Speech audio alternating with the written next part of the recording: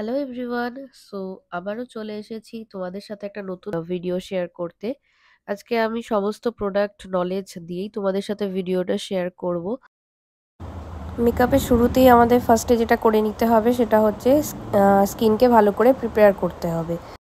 So ফার্স্টে আমি Pixie toner apply করেছি ওর ফেসে, দেন আমি পিএসসির একটা ময়শ্চারাইজার অ্যাপ্লাই করেছি কারণ ক্লায়েন্টের স্কিন একটু ড্রাই স্কিন ছিল।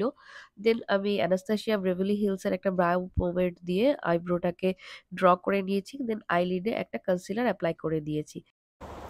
এরপর আমি আই মেকআপ স্টার্ট করছি। তারপর আমি আমার যে সিগনেচার স্টেপটা করে থাকি বিভিন্ন ব্রাইডদের ক্ষেত্রেই সেটাই আমি অ্যাপ্লাই করেছি। সেই কালারগুলো একটু নিউডের উপর রেখেছি। সে একটু চেয়েছিল যে আইটা যাতে একটু লাইটের উপরেই থাকে, খুব বেশি কালারফুল যাতে না থাকে। তো একটু গোল্ডেন টাচ আর কপার টাচ দিয়ে আমি ব্রাউন কালারের শেডগুলো অ্যাপ্লাই করেছি, একটু নুডের ওপর রাখার চেষ্টা করেছি। তো half cut crease eye makeup আমি করেছি আমার ক্লায়েন্টের আইতে।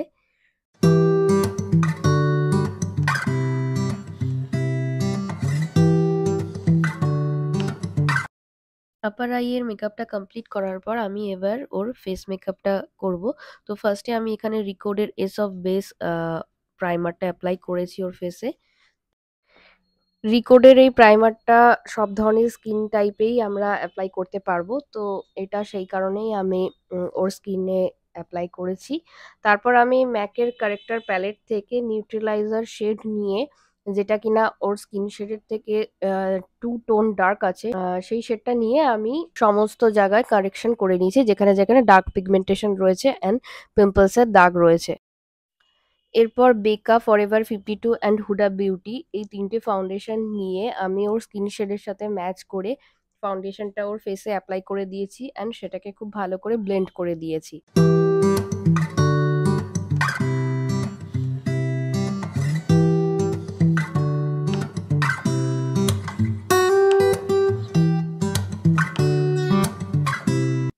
এরপর আমি একটা টু ফেসড এর লাইট কনসিলার ইউজ করেছি ফেসটাকে ব্রাইট দেখানোর জন্য।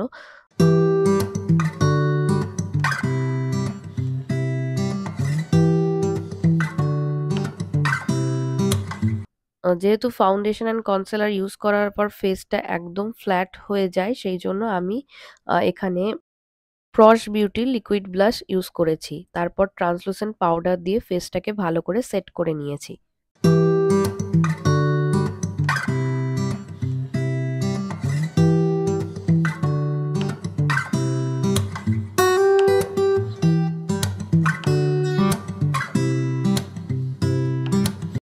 ফেসটা ভালো করে সেট করে নেওয়ার পর আমি আই মেকআপটা বাকিটা কমপ্লিট করে নিচ্ছি। আমি এখানে ফেসেস কানাডার কাজল অ্যাপ্লাই করেছি এবং স্মাজার দিয়ে ভালো করে লোয়ার ল্যাশ লাইনে ভালো করে স্মাজ করে নিচ্ছি অ্যান্ড বাকি আই মেকআপটা কমপ্লিট করে নিয়েছি।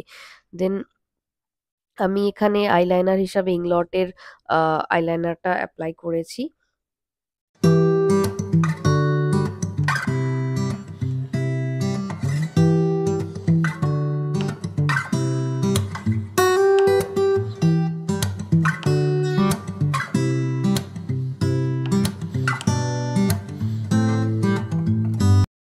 এরপর অ্যানাস্তাসিয়া ব্রেভেলি হিলস এর প্যালেট থেকে কন্ট্যুর শেডটা দিয়ে আমি ওর ফেসে কন্ট্যুর করে নিয়েছি অ্যান্ড মরফির ব্লাশ প্যালেট থেকে ব্লাশ ইউজ করে নিয়েছি।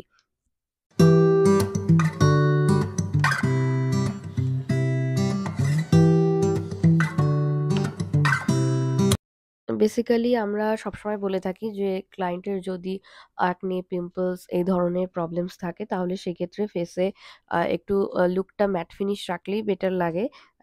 আদারওয়াইজ একটু হাইলাইট বা ডিউই লুক থাকলে কি হয়, পিম্পলসগুলো একটু বোঝা যায়। তো আমাদের তো ক্লায়েন্টের কথা মতনই আমাদের কাজ করতে হবে। ক্লায়েন্টের একটু রিকোয়ারমেন্ট ছিল যাতে যাতে তার ফেসটা একটু ডিউই লুক লাগে, তাকে একটু যাতে শাইনিং দেখায় তার ফেসটা। তো সেই জন্য আমি এখানে ওপরার হাইলাইটার দিয়েছি, খুবই হালকাভাবে দিয়েছি হাইলাইটারটা অ্যান্ড পিএসসির মেকআপ ফিক্সার দিয়ে সেটাকে আমি ফিক্স করে দিয়েছি। দেন আমি ওর আইয়ের ল্যাশে আমি স্ম্যাশ বক্সের মাস্কারা ইউজ করেছি। তারপর আমি ওর ফোরহেডে সুন্দর করে একটা সিম্পলের ওপর কলকা করেছি, ড্র করেছি। তোমরা দেখতেই পাচ্ছ। তোমরা কমেন্ট করে জানাবে যে কলকাটা কেমন হয়েছে।